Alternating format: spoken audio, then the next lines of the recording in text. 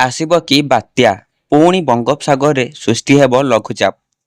ଅବପାତର ରୂପ ନେଇ କିଛି ଦିନର ବ୍ୟବଧାନ ପରେ ପୁଣି ବର୍ଷାରେ ଭିଜିବ ଓଡ଼ିଶା। ଦାନା ବାନ୍ଧୁଛି ଆଉ ଏକ ଲଘୁଚାପ। ବଙ୍ଗୋପସାଗରରେ ଆଉ ଏକ ଲଘୁଚାପ ସୃଷ୍ଟି ହେବାର ସମ୍ଭାବନା ରହିଛି।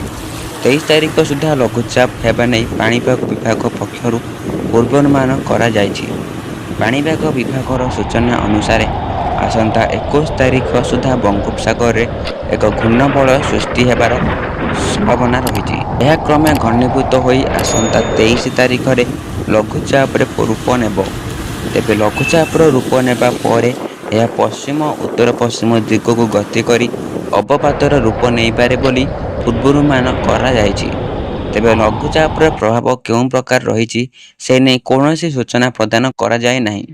ବଙ୍ଗୋପସାଗରରେ ଲଘୁଚାପ ସୃଷ୍ଟି ହୋଇଥିବା ବେଳେ ସମସ୍ତଙ୍କ ମନରେ ବାତ୍ୟାକୁ ନେଇ ଭୟ ଘାରିଛି। କେବେ ଲଘୁଚାପ ଅବପାତରେ ରୂପ ନେବା ପରେ ଏହା ସ୍ପଷ୍ଟ ହୋଇପାରିବ। ରାଜ୍ୟର କିଛି ସ୍ଥାନର ତାପମାତ୍ରା 15 ଡିଗ୍ରୀ ତଳେ ରହୁଥିବା ବେଳେ ଅନେକ ସ୍ଥାନରେ ଶୀତର ଲହରୀ ଜାରି ରହିଛି। କେତେକ ସ୍ଥାନରେ କୁହୁଡ଼ି ନେଇ ମଧ୍ୟ ଆଲର୍ଟ ଜାରି କରାଯାଇଛି। ଏହାରି ଭିତରେ ଲଘୁଚାପ ଖବର ସମସ୍ତଙ୍କୁ ଡରାଇ ଦେଇଛି। ବର୍ଷା ହେଲେ ଶୀତ ଆହୁରି ବଢ଼ିବା ନେଇ ଆକଳନ କରାଯାଉଛି।